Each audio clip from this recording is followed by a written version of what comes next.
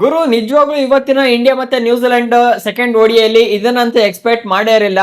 ಏನ್ ಗುರು ಇದು, ನಾವ್ ಏನ್ ಪ್ರಿಡಿಕ್ಷನ್ ಹಾಕಿದ್ವಿ ಎಲ್ಲ ಕೂಡ ಆಪೋಸಿಟ್ ಆಗ್ಬಿಟ್ಟಿದೆ. ಅದಾದ್ಮೇಲೆ ನಮ್ಮ ಇಂಡಿಯಾ ಒಂದು ಹೊಸ ರೆಕಾರ್ಡ್ ಅನ್ನ ಕೂಡ ಬ್ರೇಕ್ ಮಾಡಿದೆ. ಈ ಪಿಚ್ ಅಲ್ಲಿ ಇದುವರೆಗೊಂದು 3 ಮ್ಯಾಚಸ್ ಕೂಡ ಆಗಿತ್ತು, 3-4 ಮ್ಯಾಚಸ್ ಕೂಡ ಆಗಿತ್ತು. ಅದರಲ್ಲಿ ಫಸ್ಟ್ ಬ್ಯಾಟಿಂಗ್ ಮಾಡಿರೋ ಟೀಮೇ ವಿನ್ ಆಗಿತ್ತು. ಆದ್ರೆ first time India first batting ಮಾಡಿ ಈ ಪಿಚ್ ಅಲ್ಲಿ ಸೋತಿರುವಂತದ್ದು, ಅದು ರೆಕಾರ್ಡ್ ಬ್ರೇಕಿಂಗ್ ಕೂಡ ಆಗಿದೆ. ಅದಾದ್ಮೇಲೆ ಇಂಡಿಯಾ ಬ್ಯಾಟಿಂಗ್ ಅಲ್ಲಿ ಕೂಡ ಫೇಲ್ಯೂರ್ ಆಗಿದೆ, ಅದಾದ್ಮೇಲೆ ಬೌಲಿಂಗ್ ಅಲ್ಲಿ ಕೂಡ ತುಂಬಾ ಫೇಲ್ಯೂರ್ ಕೂಡ ಆಗಿದೆ. ಹಾಗಾದ್ರೆ ಇವತ್ತಿನ ಮ್ಯಾಚ್ ಸೋಲಕ್ಕೆ ಏನ್ ಮೇನ್ ರೀಸನ್ ಇರ್ಬೋದು, ಅದಾದ್ಮೇಲೆ ಎಲ್ಲೆಲ್ಲಿ ನಮ್ಮ ಇಂಡಿಯಾ ಟೀಮ್ ಎಡು ಬಿಟ್ರು, ಏನಾಯ್ತು, ಪ್ರತಿಯೊಂದು ಕೂಡ ಇವತ್ತಿನ ವಿಡಿಯೋದಲ್ಲಿ ಅನಲೈಸ್ ಕೂಡ ಮಾಡ್ತಾ ಹೋಗೋಣ. ವಿಡಿಯೋ ಲಾಸ್ಟ್ ತನಕ ನೋಡಿ. ಅದಕ್ಕಿಂತ ಮುಂಚೆ ನೀವು ವಿಡಿಯೋಗೆ ಲೈಕ್ ಮಾಡಿಲ್ಲ ಅಂದ್ರೆ ಕೊಡಿ ಒಂದು ಲೈಕ್ ಅನ್ನ. ಚಾನಲ್ ಸಬ್ಸ್ಕ್ರೈಬ್ ಮಾಡದೆ ವಿಡಿಯೋ ನೋಡ್ತಿದ್ರ ಅಂದ್ರೆ ಈಗಲೇ ಸಬ್ಸ್ಕ್ರೈಬ್ ಮಾಡ್ಕೊಳ್ಳಿ. ಇದೇ ರೀತಿ ಕ್ರಿಕೆಟ್ ಅಪ್ಡೇಟ್ಸ್ ಆಗೋ ಇನ್ನು IPL ಕೂಡ ಸ್ಟಾರ್ಟ್ ಆಗುತ್ತೆ, ಅನಲೈಸ್ ಪ್ರಿಡಿಕ್ಷನ್ ವಿಡಿಯೋ ಬರ್ತಾನೆ ಇರುತ್ತೆ. ಪ್ರತಿಯೊಂದು ಕೂಡ ಪಟ್ ಹಂಗೆ ಅಪ್ಡೇಟ್ ಸಿಕ್ಕಿರುತ್ತೆ, ಬೇಗ ಸಬ್ಸ್ಕ್ರೈಬ್ ಮಾಡಿ ಫ್ರೆಂಡ್ಸ್. ನಿಮ್ಗೆಲ್ಲ ಇನ್ನ ಗೊತ್ತಿರಂಗೆ ಇವತ್ತಿನ ಮ್ಯಾಚ್ ನಡೆದಿದೆ ರಾಜ್ಕೋಟ್ ನಿರಂಜನ್ ಶಾ ಸ್ಟೇಡಿಯಂ ಅಲ್ಲಿ. ಅದಾದ್ಮೇಲೆ ನಿಮ್ಗೆ ಬೆಳಗ್ಗೆ ಅನಲೈಸ್ ವಿಡಿಯೋದಲ್ಲಿ ಕೂಡ ಹೇಳಿದ್ದೆ, ಈ ಪಿಚ್ ಅಲ್ಲಿ ಯಾರು ಫಸ್ಟ್ ಬ್ಯಾಟಿಂಗ್ ಅನ್ನ ಮಾಡ್ತಾರೆ 100% ವಿನ್ ಆಗ್ತಾರೆ ಅಂತ.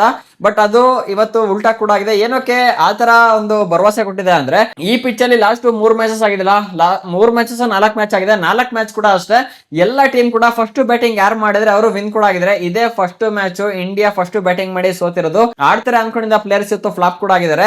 ಸೊ ನೋಡ್ಬೋದು ಈ ಪಿಚ್ ಅಲ್ಲಿ ಲಾಸ್ಟ್ 3 ಮ್ಯಾಚಸ್ ನ ತೆಗೆದು ನೋಡಕ್ ಹೋದ್ವಿ ಅಂದ್ರೆ, ಇಂಡಿಯಾ ಮತ್ತೆ ಆಸ್ಟ್ರೇಲಿಯಾ ಥರ್ಡ್ ODI ಕೂಡ ಆಗಿತ್ತು 2023 ಅವಾಗ ಆಸ್ಟ್ರೇಲಿಯಾ ಫಸ್ಟ್ ಬ್ಯಾಟಿಂಗ್ ಬಂದ್ಬಿಟ್ಟು 352 ಟಾರ್ಗೆಟ್ ಅನ್ನ ಕೂಡ ಕೊಟ್ಟಿತ್ತು. ಆದ್ರೆ ನಮ್ಮ ಇಂಡಿಯಾ 286 ರನ್ ಹೊಡೆದ್ಬಿಟ್ಟು ಆಲ್ ಔಟ್ ಕೂಡ ಆಗಿತ್ತು. ಮತ್ತೆ ಇದು ಬ್ಯಾಟಿಂಗ್ ಪಿಚ್ ಆಗಿರೋದ್ರಿಂದ ಸಖತ್ತಾಗಿ ರನ್ ಬರುತ್ತೆ ಅಂತ ಕೂಡ ಹೇಳಿದ್ದೆ. ಆದ್ರೆ ನಮ್ಮ ಇಂಡಿಯಾದವರು ಇವತ್ತು ಕೇವಲ 284 ರನ್ ಟಾರ್ಗೆಟ್ ಕೂಡ ಕೊಟ್ಟಿದ್ರು. ಇದು ತುಂಬಾ ಕಡಿಮೆ ಕೂಡ ಆಯ್ತು.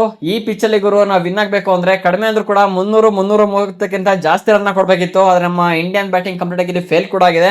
ಅದಾದ್ಮೇಲೆ ಇನ್ನ 2023 T20 ಮ್ಯಾಚ್ ಕೂಡ ನಡೆಸಿವಿ ಇಂಡಿಯಾ ಮತ್ತೆ ಶ್ರೀಲಂಕಾ. ಅವಾಗ ಇಂಡಿಯಾ ಫಸ್ಟ್ ಬ್ಯಾಟಿಂಗ್ ಅನ್ನ ಆಡಿ 228 ಟಾರ್ಗೆಟ್ ಅನ್ನ ಕೂಡ ಕೊಟ್ಟಿದ್ದು. ಇದು T20 ಲೀಗ್ ಹೇಳ್ತೇನೆ, ODI ಎಲ್ಲ. ಅದಾದ್ಮೇಲೆ ಶ್ರೀಲಂಕಾ 137ಕ್ಕೆ ಆಲ್ ಔಟ್ ಕೂಡ ಆಗಿತ್ತು. ಅದ್ಬಿಟ್ರೆ ಇವತ್ತು ನಮ್ಮ ಇಂಡಿಯಾ ಫಸ್ಟ್ ಬ್ಯಾಟಿಂಗ್ ನ ಕೂಡ ಮಾಡ್ತು, ಆದ್ರೆ ನ್ಯೂಜಿಲೆಂಡ್ ಅದನ್ನ ಈಸಿಗೆ ಚೇಸ್ ಕೂಡ ಮಾಡ್ಬಿಡ್ತು. ಇದೊಂದು ಹೊಸ ರೆಕಾರ್ಡ್ ಆಗ್ಬಿಟ್ಟಿದೆ. ಇನ್ನ ನಿಮ್ಗೆ ಗೊತ್ತಿರಂಗೆ ಇವತ್ತು ನ್ಯೂಜಿಲೆಂಡ್ ಫಸ್ಟ್ ಟಾಸ್ ಅನ್ನ ಕೂಡ ವಿನ್ ಆಯ್ತು. ಅದಾದ್ಮೇಲೆ ಬೌಲಿಂಗ್ ನ ಕೂಡ ಸೆಲೆಕ್ಟ್ ಮಾಡ್ಕೊಳ್ತು. ನಾನೇನ್ ಅನ್ಕೊಂಡೆ, ಪರವಾಗಿಲ್ಲ ಗುರು, ಟಾಸ್ ಅನ್ನ ವಿನ್ ಕೂಡ ಬೌಲಿಂಗ್ ನ ಸೆಲೆಕ್ಟ್ ಮಾಡ್ಕೊಂಡಿದ್ರೆ ಅಂದ್ರೆ ಫಸ್ಟ್ ಬ್ಯಾಟಿಂಗ್ ನಮ್ಮ ಇಂಡಿಯಾಗೆ ಸಿಕ್ಕಿದೊಂದು ಪ್ಲೇಸ್ ಕೂಡ ಆಯ್ತು. ಹಾಗೆ ಒಳ್ಳೆ ಸ್ಕೋರ್ ಅನ್ನ ಕೂಡ ಮಾಡ್ತಾರೆ, ಮತ್ತೆ ಒಳ್ಳೆ ಒಂದು ಟಾರ್ಗೆಟ್ ಅನ್ನ ಕೂಡ ಕೊಡ್ತಾರೆ. ಇದರಿಂದ ನಮ್ಮ ಇಂಡಿಯಾ ವಿನ್ ಆಗೋ ಚಾನ್ಸಸ್ ಹೈ ಇರುತ್ತೆ ಅಂತ ನಾನು ಅನ್ಕೊಂಡೆ. ಆದ್ರೆ ಟಾಪ್ ಆರ್ಡರ್ ಬ್ಯಾಟ್ಸ್ಮನ್ಸ್ ಅಂತೂ ನಿಜವಾಗ್ಲೂ ಫ್ಲಾಪ್ ಆಗ್ಬಿಟ್ರು. ಯಾರು ಶುಭಮ್ ಗಿಲ್ ಬಿಟ್ರೆ ಇನ್ನ ವಿರಾಟ್ ಕೊಹ್ಲಿ ಕೂಡ ಆಡ್ಲಿಲ್ಲ, ಮತ್ತೆ ರೋಹಿತ್ ಶರ್ಮಾ ಕೂಡ ಆಡ್ಲಿಲ್ಲ. ನಾನೊಂದು ಎಕ್ಸ್ಪೆಕ್ಟೇಷನ್ ಕೂಡ ಇಟ್ಕೊಂಡಿದ್ದೆ, ರೋಹಿತ್ ಶರ್ಮಾ ಅಟ್ಲೀಸ್ಟ್ ಇಲ್ಲಿ ಆಡ್ತಾರೆ ಇವತ್ತಿನ ಮ್ಯಾಚ್. ಮತ್ತೆ ವಿರಾಟ್ ಕೊಹ್ಲಿ ಮೇಲೆ ಕೂಡ ಅಷ್ಟೇ ಒಂದು ಒಳ್ಳೆ ಹೋಪ್ ಕೂಡ ಇಟ್ಕೊಂಡಿದೆ. ಏನಕ್ಕೆ ಅಂದ್ರೆ ರೋಹಿತ್ ಶರ್ಮಾ ಅವ್ರದ್ದು ಈ ಒಂದು ಪಿಚ್ ಅಲ್ಲಿ ಮಿನಿಮಮ್ 62 ರನ್ ರೇಟ್ ಕೂಡ ಇರುವಂತದ್ದು. ಅದಾದ್ಮೇಲೆ ನಮ್ಮ ಕೊಹ್ಲಿ ಬಗ್ಗೆ ಮಾತಾಡ್ಬೇಕು ಅಂದ್ರೆ ಲಾಸ್ಟ್ ಆಡಿರೋ 3 ಮ್ಯಾಚಸ್ ಅಲ್ಲಿ ಕೂಡ ಅಷ್ಟೇ ಮಿನಿಮಮ್ ಅಂದ್ರೂ ಗುರು 50+ ರನ್ ಕೊಟ್ಟಿದ್ದಾರೆ. ಹಾಗೆ ಇವತ್ತಿನ ಮ್ಯಾಚ್ ಅಲ್ಲಿ ಕೂಡ ಅಷ್ಟೇ ಇಬ್ರು ಸೇರ್ಕೊಂಡು ಒಂದು ಒಳ್ಳೆ ಕಮಲ್ನ ಕೂಡ ಮಾಡ್ತಾರೆ. ಸ್ಟೇಡಿಯಂ ಅಂತೂ ಫುಲ್ ಧ್ವಂಸ ಆಗುತ್ತೆ ಅನ್ಕೊಂಡಿದೆ, ಅದೆಲ್ಲ ಕೂಡ ಉಲ್ಟಾ ಮಾಡ್ಬಿಟ್ಟಿದ್ದಾರೆ. ನೋಡ್ಬೋದು ರೋಹಿತ್ ಶರ್ಮಾ ಕೇವಲ 38 ಬಾಲಿಗೆ 24 ರನ್ ಕೂಡ ಕೊಟ್ಟಿದ್ದಾರೆ. ಅದಾದ್ಮೇಲೆ ಶುಭಮ್ ಗಿಲ್ ಸ್ವಲ್ಪ ಆಡ್ ಕೊಟ್ಟಿದ್ದಾರೆ. ನೋಡ್ಬೋದು 53 ರನ್ಗೆ 50 ರನ್ ಕೂಡ ಕೊಟ್ಟಿದ್ದಾರೆ. ಅದಾದ್ಮೇಲೆ ವಿರಾಟ್ ಕೊಹ್ಲಿ ಕೂಡ ಅಷ್ಟೇ 29 ಬಾಲಿಗೆ 23 ರನ್ ಹೊಡೆದು ಔಟ್ ಕೂಡ ಆದ್ರು. ಅದಾದ್ಮೇಲೆ ಶ್ರೇಯಸ್ ಅಯ್ಯರ್ ಕೂಡ ಏನೋ ಪರ್ಫಾರ್ಮೆನ್ಸ್ ಅನ್ನ ಕೂಡ ಕೊಡಲಿಲ್ಲ. ಅದಾದ್ಮೇಲೆ ನಮ್ಮ ಕರ್ನಾಟಕದ ಕಂದ KL ರಾಹುಲ್ ಒಬ್ರೇ ನಿಂತ್ಕೊಂಡು ಆಡಿರೋದು ಇವತ್ತು ಒನ್ ಮ್ಯಾನ್ ಆರ್ಮಿ ತರ. ನೋಡ್ಬೋದು ಗುರು, 92 ಬಾಲಿಗೆ 112 ರನ್ ಕೊಟ್ಟಿರುವಂತದ್ದು, 121 ಸ್ಟ್ರೈಕ್ ರೇಟ್ ಅಲ್ಲಿ.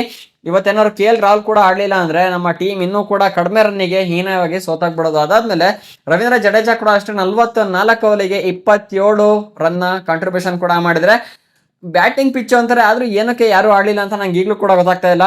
ಅದಾದ್ಮೇಲೆ ನಿತೀಶ್ ರೆಡ್ಡಿ ಕೂಡ ಅಷ್ಟೇ 21 ಬಾಲಿಗೆ 20 ರನ್. ಅದಾದ್ಮೇಲೆ ಹರ್ಷಿತ್ ರಾಣಾ, ಸಿರಾಜು, ಇನ್ನೇನ್ ಗೊತ್ತಲ್ಲ ಅವರೆಲ್ಲ ಬೌಲರ್ಸ್, ಇನ್ನೇನು ಆಡಲ್ಲ.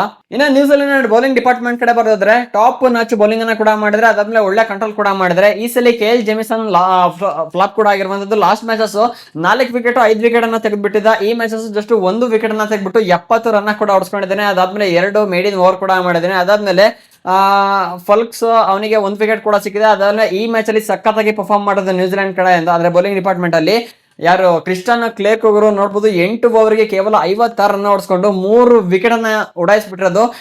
KL ಜೆಮಿಸನ್ ನ ಪ್ಲೇಸ್ ಅನ್ನ ರಿಪ್ಲೇಸ್ ಮಾಡ್ಬಿಟ್ಟಿದೆ ನೀವು ಈ ಮ್ಯಾಚ್ ಅಲ್ಲಿ. ಅದಾದ್ಮೇಲೆ ಜೇಡನ್ ಲೆನೆಕ್ಸ್ಗೆ 1 ವಿಕೆಟ್, ಅದಾದ್ಮೇಲೆ ಮೈಕಲ್ ಬ್ರೇಜಲ್ಗೆ 1 ವಿಕೆಟ್ ಕೂಡ ಸಿಕ್ಕಿರುವಂತದ್ದು. ಅದಾದ್ಮೇಲೆ ಟೋಟಲ್ ಆಗಿ ನಮ್ಮ ಇಂಡಿಯಾದವರು 284 ರನ್ ಕಾಂಟ್ರಿಬ್ಯೂಷನ್ ಕೂಡ ಮಾಡಿದ್ರು, 7 ವಿಕೆಟ್ ಅನ್ನ ಲಾಸ್ ಮಾಡ್ಕೊಂಡು. ಇದು ಬ್ಯಾಟಿಂಗ್ ಪಿಚ್ ಅಲ್ಲಿ ಏನಕ್ಕೆ ನಮ್ಮ ಇಂಡಿಯಾದವರು ಈ ತರ ತುಂಬಾ ಕೆಟ್ಟದಾಗಿ ಪರ್ಫಾರ್ಮ್ ಮಾಡಿದ್ರೆ ಅಂತ ಗೊತ್ತಾಗ್ತಾ ಇಲ್ಲ. ಎಲ್ಲ ಕೂಡ ತುಂಬಾ ಚೆನ್ನಾಗಾಡೋ ಬ್ಯಾಟ್ಸ್ಮನ್ಸ್ ಕಡೆ ಬೇಗ ಔಟ್ ಆಗಿದ್ದಾರೆ ಅಂದ್ರೆ ಮೋಸ್ಟ್ಲಿ ನ್ಯೂಜಿಲೆಂಡ್ ನ ಬೌಲಿಂಗ್ ಡಿಪಾರ್ಟ್ಮೆಂಟ್ ಹಂಗಿದೆ ಗುರು ಇವತ್ತು. ಇನ್ನ ನ್ಯೂಜಿಲೆಂಡ್ ನ ಇನ್ನಿಂಗ್ ಕೂಡ ಸ್ಟಾರ್ಟ್ ಆಯ್ತು. ಇಲ್ಲಿ ನೋಡ್ಬೋದು ಟಾಪ್ 2 ಬ್ಯಾಟ್ಸ್ಮನ್ ಕೂಡ ಅಷ್ಟೇ ಪರ್ಫಾರ್ಮೆನ್ಸ್ ಮಾಡಿಲ್ಲ. ಇಲ್ಲಿ ನೋಡ್ಬೋದು ಡಿವಾನ್ ಕಾನ್ವೆ ಕೇವಲ 21 ಬಾಲಿಗೆ 16 ರನ್ ಅಷ್ಟೇ ಹೊಡೆದಿದ್ದಾರೆ. ಅದಾದ್ಮೇಲೆ ಹೆನ್ರಿ ನಿಕೋಲಸ್ 24 ಬಾಲಿಗೆ 10 ರನ್, ಇಬ್ರು ಕೂಡ ಅಷ್ಟೇ ರನ್ ಹೊಡ್ಬಿಟ್ಟು ಕಾಂಟ್ರಿಬ್ಯೂಷನ್ ಮಾಡಿ ಔಟ್ ಅನ್ನ ಕೂಡ ಆಗಿದ್ರೆ 2 ವಿಕೆಟ್ ಹೋಗ್ತದಂಗೆ. ನಾನ್ ಸ್ವಲ್ಪ ಖುಷಿ ಕೂಡ ಅದೇ, ಪರವಾಗಿಲ್ಲ ಗುರು, ನಮ್ಮ ಇಂಡಿಯಾದ ಬೌಲಿಂಗ್ ಡಿಪಾರ್ಟ್ಮೆಂಟ್ ಕೂಡ ಒಳ್ಳೆ ಸ್ಟ್ರಾಂಗ್ ಆಗಿದೆ, ಕಂಟ್ರೋಲ್ ಮಾಡ್ತಾರೆ, ಹಾಗಾದ್ರೆ ಆರಾಮಾಗಿ ವಿನ್ ಆಗ್ತಾರೆ ಅಂತ. ಆದ್ರೆ ನೆಕ್ಸ್ಟ್ ಬಂದ್ರು ನೋಡಿ, ಇಬ್ರು ವಿಲ್ಲೆಂಗ್ ಮತ್ತೆ ಯಾರು ಡಾರ್ಲೆ ಮ್ಯಾಚ್ ಅಲ್ಲೂ ಚಚ್ಚಿದ್ರು ಫುಲ್ ಒಂದು 3% ಮ್ಯಾಚ್ ಅನ್ನ ಇವರಿಬ್ಬರೇ ಮುಗಿಸ್ಬಿಟ್ರು. ನೋಡ್ಬೋದು ವಿಲ್ಲೆಂಗ್ 98 ಬಾಲಿಗೆ 87 ರನ್ ಹೊಡೆದಿರುವಂತದ್ದು. ಅದಾದ್ಮೇಲೆ ಡಾರ್ಲಿ ಮಿಚಲ್ ಲಾಸ್ಟ್ ಏನ್ ಗುರು ಪರ್ಫಾರ್ಮ್ ಮಾಡೋದು, ಇಲ್ಲಿ ನೋಡಿ, ಇಲ್ಲಿ 117 ಬಾಲಿಗೆ 131 ರನ್ನ ಕಾಂಟ್ರಿಬ್ಯೂಷನ್ ಮಾಡೋದು. ಲಾಸ್ಟ್ ಮ್ಯಾಚ್ ಅಲ್ಲಿ ಎಷ್ಟು 84 ರನ್ನ ಕೊಟ್ಟಿದ್ದ, ಈ ಮ್ಯಾಚ್ ಅಲ್ಲಿ 131 ರನ್ನ ಹೊಡೆದು ಒಂದು ಸಾಲಿಡ್ ಪರ್ಫಾರ್ಮೆನ್ಸ್ ಅನ್ನ ಮಾಡಿ ಇಡೀ ಸ್ಟೇಡಿಯಂನೇ ಬೆಂಕಿ ಆದ ತರ ಮಾಡ್ಬಿಟ್ಟಿದ್ದಾನೆ. ಅದಾದ್ಮೇಲೆ ಲಾಸ್ಟ್ ಫಿನಿಶರ್ ಆಗಿ ಯಾರು ಗ್ಲೀನ್ ಫಿಲಿಪ್ಸ್ ಕೂಡ ಬಂದ್ರು. 25 ಬಾಲಿಗೆ 32 ರನ್, 128 ಸ್ಟ್ರೈಕ್ ರೇಟ್ ಅಲ್ಲಿ ಆಡಿರುವಂತದ್ದು. ಅಲ್ಲಿಗೆ ಮ್ಯಾಚ್ ಅನ್ನ ಮುಗಿಸಿ ಆರಾಮಾಗಿ ಮನೆಗೆ ಹೋಗಿದ್ದಾರೆ. ಸೊ ಇವತ್ತು ನಮ್ಮ ಇಂಡಿಯಾ ಟೀಮ್ ನ ಬ್ಯಾಟಿಂಗ್ ಕೂಡ ಕಂಪ್ಲೀಟ್ ಆಗಿ ಫೇಲ್ ಕೂಡ ಆಗಿದೆ. ಅದಾದ್ಮೇಲೆ ಬೌಲಿಂಗ್ ಡಿಪಾರ್ಟ್ಮೆಂಟ್ ಕೂಡ ಕಂಪ್ಲೀಟ್ ಆಗಿ ಫೇಲ್ ಕೂಡ ಆಗಿದೆ. ನೋಡ್ಬೋದು ಮೊಹಮ್ಮದ್ ಸಿರಾಜ್ 9 ಓವರ್ಗೆ 41 ರನ್ ಓಡಿಸ್ಕೊಂಡಿದ್ದಾರೆ. ಅದಾದ್ಮೇಲೆ ಹರ್ಷಿತ್ ರಾಣಾ ಕೂಡ ಅಷ್ಟೇ 1 ವಿಕೆಟ್ ಅನ್ನ ಕೂಡ ತೆಗೆದಿದ್ರೆ, 1 ಮೇಡಲ್ ಮಾಡಿದ್ರೆ. ಅದಾದ್ಮೇಲೆ 58 ರನ್ ಕೂಡ ಓಡಿಸ್ಕೊಂಡಿದ್ದಾರೆ. ಅದಾದ್ಮೇಲೆ ಪ್ರಸಿದ್ಧ ಕೃಷ್ಣ ಕೂಡ ಅಷ್ಟೇ ಎಲ್ಲರೂ ಸಖತ್ತಾಗಿ ಓಡಿಸ್ಕೊಂಡಿದ್ದಾರೆ. ಅದಾದ್ಮೇಲೆ ಕುಲ್ದೀಪ್ ಯಾದವ್ ನೋಡ್ಬೋದು ಗುರು, ಇಲ್ಲಿ ಕುಲ್ದೀಪ್ ಯಾದವ್ ಇವತ್ತಿನ ಮ್ಯಾಚ್ ಅಲ್ಲಿ ಹೈಯೆಸ್ಟ್ ಆಗಿ ಓಡಿಸ್ಕೊಂಡಿರೋದು. 10 ಓವರ್ ಅಲ್ಲಿ 1 ವಿಕೆಟ್ ಅನ್ನ ತೆಗೆದಿದ್ದಾರೆ. ಆದ್ರೆ ಇನ್ನ 18 ರನ್ ಹೋಗಿತ್ತು ಅಂದ್ರೆ ಕುಲ್ದೀಪ್ ಯಾದವ್ ಕಡೆಯಿಂದ ಸೆಂಚುರಿ ಬರೋದು, 88 ರನ್ ಓಡಿಸ್ಕೊಂಡಿರೋದು. ಏನಾಯ್ತೋ ಗೊತ್ತಿಲ್ಲ, ಇವತ್ತು ನಮ್ಮ ಇಂಡಿಯಾ ಟೀಮ್ ಕಂಪ್ಲೀಟ್ ಆಗಿ ಫೇಲ್ ಕೂಡ ಆಗಿದೆ. ಸೊ ಇದು ನೆಕ್ಸ್ಟ್ ಮ್ಯಾಚ್ ಅಲ್ಲಿ ಆಗದೆ ಇರ್ಲಿ ಅಂತ ನಮ್ ಕಡೆಯಿಂದ ಒಂದು ಸಜೆಷನ್ ಇಂಡಿಯಾ ಟೀಮಿಗೆ. ಏನೋ ಮಾಡಂಗಿಲ್ಲ ಗುರು, ನಾವು ಪ್ರಿಡಿಕ್ಷನ್ ಹಾಕೋದಷ್ಟೇ ನಮ್ ಕೆಲಸ, ಆಡೋದು ಬಿಡೋದು ಎಲ್ಲ ಕಂಪ್ಲೀಟ್ ಡಿಪೆಂಡೆಂಟ್ ಟೀಮ್ ಇಂಡಿಯಾ ಮೇಲೆ, ಅದಾದ್ಮೇಲೆ ಪ್ಲೇಯರ್ಸ್ ಮೇಲೆ ಡಿಪೆಂಡ್ ಕೂಡ ಆಗುತ್ತೆ. ಈ ಮ್ಯಾಚ್ ಬಗ್ಗೆ ನಿಮ್ಮ ಅನಿಸಿಕೆ ಮತ್ತೆ ಅಭಿಪ್ರಾಯ ಏನಿದ್ರು ಕೂಡ ಕಮೆಂಟ್ ಮಾಡಿ ತಿಳಿಸಿ. ಇದೇ ರೀತಿ ಹೆಚ್ಚಿನ ಕಂಟೆಂಟ್ ಗಾಗಿ ಚಾನಲ್ ಈಗಲೇ ಸಬ್ಸ್ಕ್ರೈಬ್ ಮಾಡ್ಕೊಳ್ಳಿ. ಸಿಗೋಣ ಮುಂದಿನ ವಿಡಿಯೋದಲ್ಲಿ. ಜೈ ಹಿಂದ್, ಒಂದೇ ಮಾತರಂ.